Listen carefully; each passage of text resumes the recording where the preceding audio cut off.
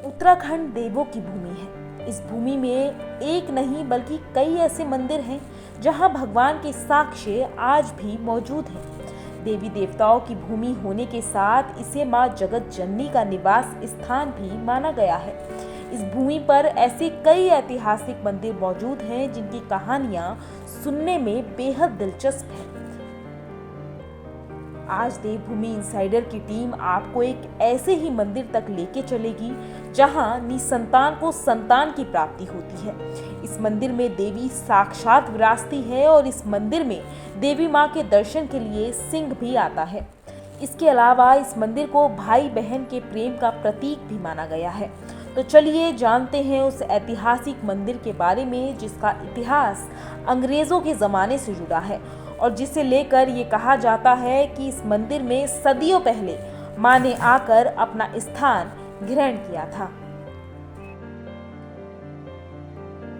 उत्तराखंड की तपोभूमि को देवभूमि इसीलिए भी कहा जाता है क्योंकि यहाँ पर देवता साक्षात वास करते हैं और माना ये भी गया है कि यहाँ पर माँ जननी अलग अलग रूपों में विराजमान है और इसीलिए माँ जननी का ये निवास स्थान माना गया है। साथ ही माँ जननी के नाम से यहाँ पर कई धार्मिक स्थल हैं जो कि अपने आप में ऐतिहासिक है और अपने आप में एक ऐतिहासिक कहानी कहते हैं। कुछ ऐसी ही ऐतिहासिक कहानी कहता है माँ संतला देवी का मंदिर। देहरादून से तकरीबन 15 किलोमीटर की दूरी पर स्थित मां संतला देवी का मंदिर काफी प्राचीन है। इस प्राचीन मंदिर की ऐतिहासिक कहानियां सुनने में बेहद दिलचस्प है। मान्यता ऐसी है कि यहाँ पर भक्तों की सभी मनोकामनाएं पूर्ण होती है। कहते हैं जिसे संतान नहीं होती उसे संतान मिल जाती है, नौकरी वाले को नौकरी मिल जाती है और मनचाहा वर भी लोगों को यहाँ मिलता है। इसके साथ ही इस मंदिर को भाई बहन के प्रेम के लिए भी जाना जाता है क्योंकि इस मंदिर में मां संतला देवी अपने भाई संतोड़ के साथ विराजित है। 11वीं शताब्दी का एक प्राचीन मंदिर क्या कुछ ऐतिहासिक कहानी कहता है और क्या कुछ रहस्य इस मंदिर से जुड़ा है, सभी सवालों का जवाब जानेंगे इस आस्था के सफर पर। तो चलिए आस्था के इस सफर को शुरू करते हैं।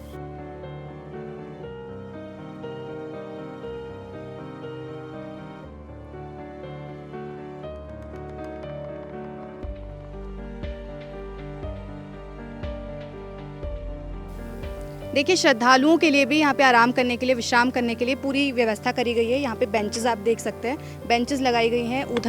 उधर दिखा दीजिए, उधर भी बेंच और ऊपर टीन लगी हुई है ताकि श्रद्धालुओं को आराम मिले, धूप का सामना ना करना पड़े। और यहाँ पे हम देख सकते हैं कि स्वर्गीय नारायण सिंह बिष्ट एवं बिशन देवी बिष्ट ने जो है ये सप्रेम भेंट यहाँ पे लगवाए हैं ये बेंचेस।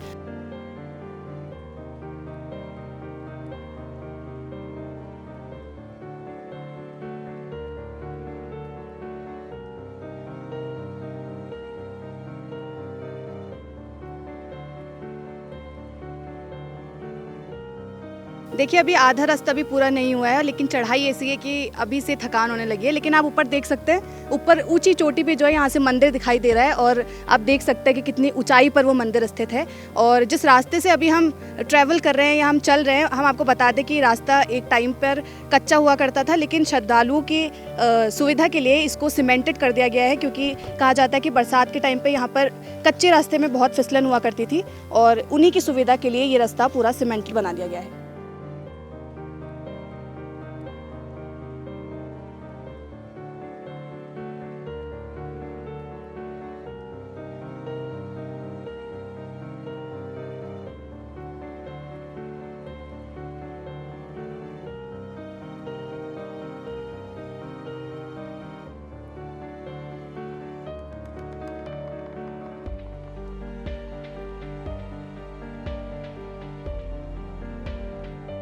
देखिए, कहा जाता है कि पहले जब यहाँ पे श्रद्धालु चलकर, क्योंकि यहाँ पे चढ़ाई बहुत है, तो जब भी श्रद्धालु यहाँ पर चलकर आते थे उनको यहाँ पे रुकते थे, विश्राम करते थे और यहाँ पर जो ठंडा पानी है वो ठंडा पानी पीकर वो यहाँ पर थोड़ा आराम किया करते थे। मैं आपको यहाँ से एक कुआं दिखा देती हूँ। यहाँ से ज़्यादा तो साफ दिखाई नहीं पड़ रहा है लेकिन जितना भी दिख रहा है उससे पानी काफ़ी नीचाई में दिख रहा है और यहाँ पर एक बाल्टी भी दिख रही है, इससे नीचे पानी में डालकर इससे पानी निकाला जाता है। देखिए, अब यहाँ से मंदिर तक की कम ही दूरी रह गई है और अब हम यहीं से अपना सफ़र जो है वो जारी रखेंगे और अब आगे आपसे मिलेंगे मंदिर पहुँचकर।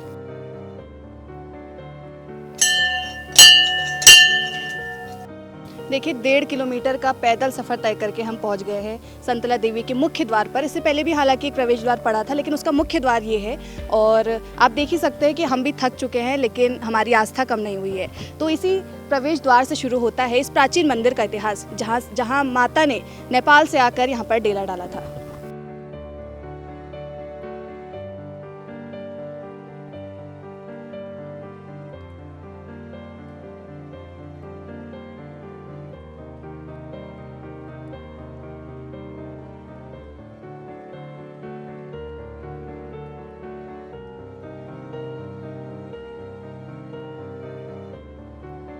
इतिहास की अगर इस मंदिर की बात की जाए तो कहा जाता है कि ये इतिहास 11वीं शताब्दी से जुड़ा है।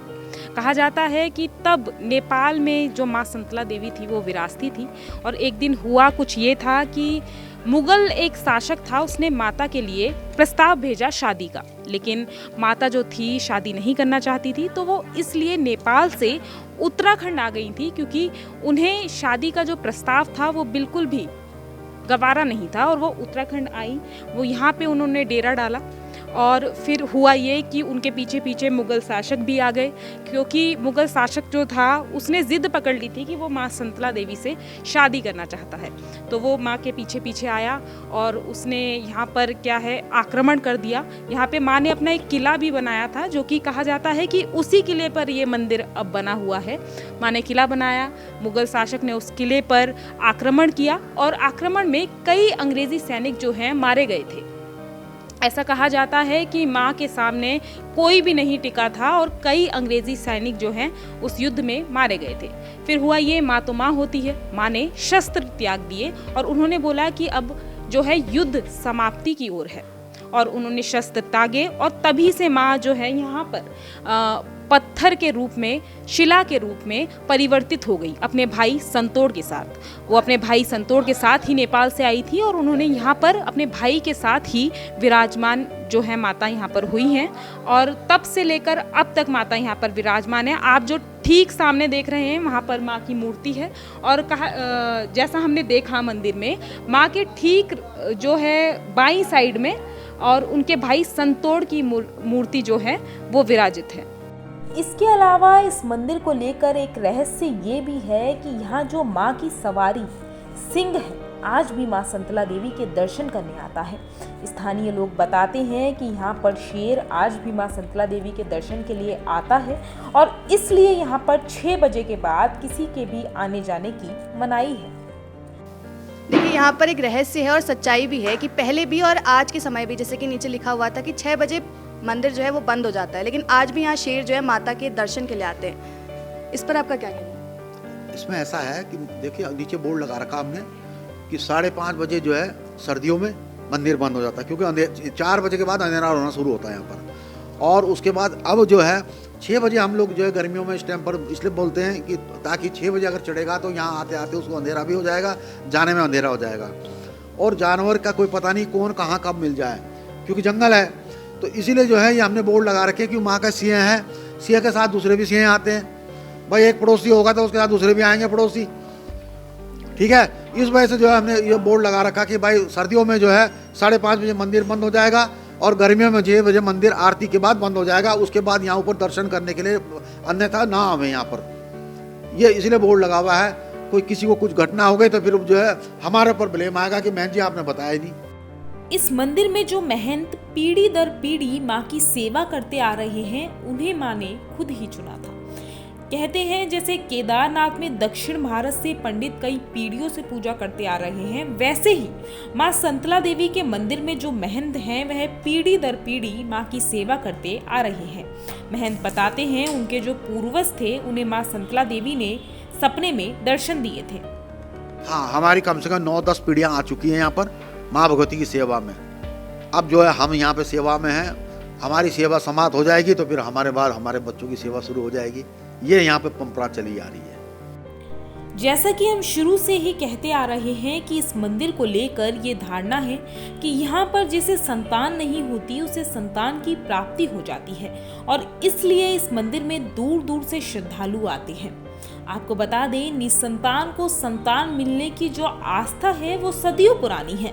दरअसल बात कुछ ऐसी है कि सालों पहले यहाँ आर्मी की एक टुकड़ी तैनात हुआ करती थी।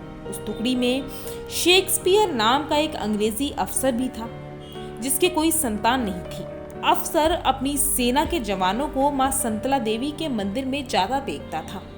एक बार अफसर ने जवानों से पूछा कि आखिर उस स्थान पर ऐसा क्या है, तो जवानों ने अफसर को बताया कि वहां एक माता का मंदिर है जहां सभी मनोकामनाएं पूर्ण हो जाती है। अफसर को ये लगा कि क्यों ना मैं भी वहां जाके माँ से अपने लिए संतान मांगू। अंग्रेजी अफसर वहां गया और उसने माँ के सामने अपनी मनोकामना रखी और 1 साल के भीतर मनोकामना पूर्ण भी हुई। तो उस वक्त में क्या था, मंदिर निर्माण हो रहा था, तो सेना लोग ना यहाँ पर पूजा के लिए आया करते थे। तो गोरखा रिलेस के ज़्यादा थे, बाकी भी थे, तो वो यहाँ जब कोई मन्नत मांगते थे तो उनकी मन्नतें पूरी होती थी। मन्नत का मतलब ये हो गया, भाई मैं लड़ाई में जा रहा हूँ, माँ भगवती, माँ बाप बोलते मेरा बच्चा ठीक ठाक आए, सकुशल आए, सकुशल गया, सकुशल आए। तो इस प्रकार से मन्नत हुआ करती थी उस टाइम पर। तो जब बच्चे लोग आया करते थे वो माँ भगवती को फिर भेंट चढ़ाया करते थे। उसके बाद अंग्रेज अफसर थे बहुत बड़े, मिस्टर शेक्सपियर, तो उन्होंने देखा कि भाई ये मेरे सेना के जवान यहाँ कहाँ जा रहे हैं। बोला तो बोला ऐसे ऐसे माँ देवी का मंदिर है और ये जो मन्नत करते हैं ये पूरी मन्नत इनकी होती है यहाँ पर। तो उसके मन में भी धारणा आ गई, भाई उसके यहाँ एक्चुअली क्या था कि संतान नहीं थी, उसके पास कोई संतान नहीं थी, क्योंकि एक एज अवस्था होती है उसके बाद संतान नहीं हुआ करती। तो उन्होंने देखा भाई कि ये मांग रहे हैं, तो चलो उसके मन में भी धारणा आ गई कि चलो मैं भी मांग लूँ, भाई मेरे यहाँ भी संतान की उत्पत्ति हो जाए माँ भगवती, तब मैं मानूंगा कि वाकई में वहाँ कोई शक्ति है बोल के। तो इस प्रकार से उन्होंने अपने मन ही मन में सोचा और फिर जो है विद इन 1 ईयर यानी कि 1 साल के अंदर उनके यहाँ लड़के की उत्पत्ति होगी। लड़कर की उत्पत्ति होने के बाद वो तब उनको समझ में आया वाकई में भाई ये जो मेरे जवान जाते हैं वाकई में कोई शक्ति है बोलकर। ऐसा कहा जाता है कि मनोकामना पूर्ण होने के बाद उस अंग्रेजी अफसर ने मां संतला देवी के मंदिर का निर्माण सही ढंग से कराया था और अंग्रेजी सेना की टुकड़ी ने इस मंदिर तक जाने वाले मार्ग का रास्ता भी बनाया था। कहा जाता है कि मां संतला देवी से मन्नत मांगने दिया था तो अंग्रेजी शासक ने उस बेटे का नाम देवी शेक्सपियर रखा था। तो इस प्रकार से जो है जब लड़की की उत्पत्ति हो गई तो उन्होंने कहा अब नामकरण तो वहाँ देवी के स्थान पर ही जाके किया जाएगा। तब वो यहाँ पर आए और यहाँ पूजा किया, हवन किया, देवी को भोग लगवाया और उसका नामकरण संस्कार यहाँ किया गया। और नामकरण संस्कार में उस बच्चे का नाम लिखा देवी सिंह शेक्सपियर, यानी कि देवी का दिया हुआ शेर है। शेक्सपियर उनकी कास्ट थी तो देवी सिंह शेक्सपियर उसका नाम रखा गया। तो इस प्रकार से जो है उन्होंने ही फिर जो है बोला ठीक है थोड़ा मंदिर का जो है निर्माण में भी सहयोग करते हैं और आपका मार्ग में भी सहयोग करते हैं। तब उनके द्वारा ही जो है अंग्रेजों के द्वारा ही यहाँ पे रोड का थोड़ा सा निर्माण हुआ, रास्ता बनाया गया सेना द्वारा और जो है थोड़ा मंदिर के सहयोग में उन्होंने सहयोग किया। तो ये है यहाँ की इतिहास। संतला देवी के मंदिर को आस्था का प्रतीक तो माना ही गया है, इसके साथ ही इस मंदिर को भाई बहन के प्रेम का प्रतीक भी माना गया है। वो इसलिए क्योंकि मां संतला देवी अपने भाई संतोड़ के साथ इस मंदिर में विराजित है। कहते हैं कि मां संतला देवी अपने भाई संतोड़ के साथ नेपाल से उत्तराखंड आई थी और तब से ही भाई बहन की प्रतिमा इस मंदिर में विराजित है। मां संतला देवी और भाई संतोड़ की मूर्ति मंदिर के गर्भगृह में विराजित है। अब हम पहुंच गए संतला देवी मंदिर जहां हमने दर्शन करे हैं और अभी हमारे पास बैठे हुए हैं मंदिर के महंत जो हमें यहाँ का इतिहास बताएंगे और यहाँ का महत्व बताएंगे। तो आप ये बताइए क्या महत्व है इस मंदिर का? देखिए महत्व तो ऐसा है कि यहाँ प्रेम का वो है, भाई और बहन के प्रेम का। तो जैसे बहनें लोग अपने भाइयों के लिए मांगती हैं तो वो माँ भगवती उस काम को पूर्ण करती है और भाई लोग अपनी बहनों के लिए मांगते हैं किसी भी प्रकार की जो मन्नत होती है बहनों की या भाइयों की, तो वो माँ भगवती उसको पूर्ण करती है। क्योंकि भाई और बहन का मिलन है तो बहन की भाई सुनती है, भाई की बहन सुनती है, तो ये काम पूरे होते हैं। ये यहाँ का महत्व असली में। उसके अलावा क्या होता है कि यहाँ पर आके लोग हवन करते हैं सुख शांति के लिए और अपने घर की शांति के लिए और अपने ग्रह की शांति के लिए। तो देवी के आगे हवन कुंड है, हवन कुंड से जो है हवन करने से जो है ये आपको सब चीज़ की प्राप्ति होती है। यहाँ से आपको चारों दिशा में जो है हवन की जो है जब जो हवन उत्पन्न होता है तो उसकी जो धुनी होती है वो यहाँ से चारों दिशा को जाती है। आपके पितरों को भी जाएगी, आपके घर के जो देवता हैं उनको भी जाएगी, आपके परिवार को सबको जाएगी। तो ये एक महत्व यहाँ की है। दूसरा महत्व ये है कि माँ भगवती को मौली और चुन्नी का जो है गठबंधन करा जाता है कि जैसे कोई भी मन्नत करता है तो एक गठबंधन मान के जाता है यहाँ पर, और मन्नत पूरी होने पर तुरंत ही मन्नत, ऐसा नहीं कि कई सालों लगे हैं, मन्नत तुरंत होने के बाद वो आते हैं बेचारे यहाँ पर अपने साथ किसी भी प्रकार से जो भी है प्रसाद चढ़ाना माँ भगवती को। हलवा पूरी का प्रसाद खास भोग होता है जो हम अपने प्यार से अपने श्रद्धा से घर से बना के लाते हैं। रेडीमेड प्रसाद का तो खैर वो अब नहीं होता तो चलो रेडीमेड ले लिया भाई, अदरवाइज वैसे तो सबसे बड़ा प्रसाद वही होता है जो आप अपने मन से बना के लाए हैं। हलवा पूरी चना ये देवी का प्रसाद होता है। तो ये प्रसाद चढ़ाया जाता है मन्नत पूरी होने के बाद। उसके अलावा आप जो भी चढ़ाना चाहें मंदिर में, कोई भी जो सहयोग करना चाहे, जो भी मंदिर के इस्तेमाल की चीज़ हो वो आप उसको अर्पित कर सकते हैं माँ भगवती को। मंदिर के हम बिल्कुल समीप पहुंच चुके हैं। मंदिर बिल्कुल बगल में ही है और यहाँ से आप देख सकते हैं कि ठीक सामने आपको एक जगह दिखेगी जहाँ पर आपको थोड़ा थोड़ा पानी, मैं कैमरामैन से कहूँगी दिखेगा या नहीं, लेकिन आपको एक दिखेगा कि नदी जो है बह रही है। सूखी नदी है लेकिन देख के आप अंदाज़ा लगा सकते हैं कि यहाँ नदी हुआ करती थी। कहते हैं यहाँ पे नून नदी हुआ करती थी। नून मतलब नमक, उसका पानी खारा हुआ करता था और कहते हैं कि श्रद्धालु यहीं से नहाकर माँ के दर्शन के लिए आया करते थे। अब आप थोड़ा कैमरा पैन करेंगे तो आपको दिखेगा कि सामने एक गांव है।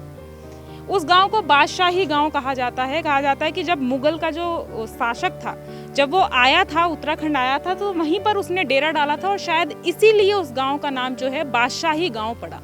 और इतिहास यही कहता है कि ये नदी और ये बादशाही गांव काफ़ी प्राचीन है। तो ये उसी समय से है। ये माता की नदी जो है इसको नून नदी कहा जाता है। जितने भी श्रद्धालु आया करते थे यहाँ पर, ये पहले वहाँ नदी में स्नान करते थे। स्नान करके जो है फिर जो है चढ़ाई शुरू करते थे। और आपने नीचे कुआं देखा होगा, कुआं आपको पहाड़ों में कहीं नहीं मिलेगा। तो माँ भगवती की कृपा से यहाँ पर क्या नाम कुआं भी है और कुएं का ही जल माँ भगवती को अर्पित होता था। तो जितने श्रद्धागण आते थे वो वहाँ से जल लेकर और वहाँ को माँ को अर्पित करते थे वो जल को, और वो आज भी वो जल जो है माँ भगवती को अर्पित हो रहा है। तो ये थी माँ संतला देवी के उस ऐतिहासिक, पौराणिक और प्राचीन मंदिर की कहानी जिसे सुनकर आज भी लोग आस्था में डूब जाते हैं। ऐसा मंदिर जहाँ लोग दूर दूर से केवल और केवल अपनी मनोकामनाएं मन में लेकर आते हैं और वो मनोकामनाएं एक साल के भीतर पूरी भी होती हैं। जैसे कि हमने आपको इस मंदिर से जुड़ी हर वो कहानी दिखाने और सुनाने की कोशिश की है जो शायद आपको इतिहास के पन्नों में नहीं मिलेगी, क्योंकि ये कहानियाँ इसी भूमि पर, इसी धरती पर छुपी हुई हैं।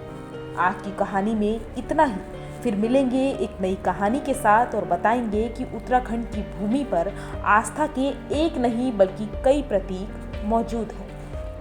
आज ही डाउनलोड करें देवभूमि इंसाइडर ऐप।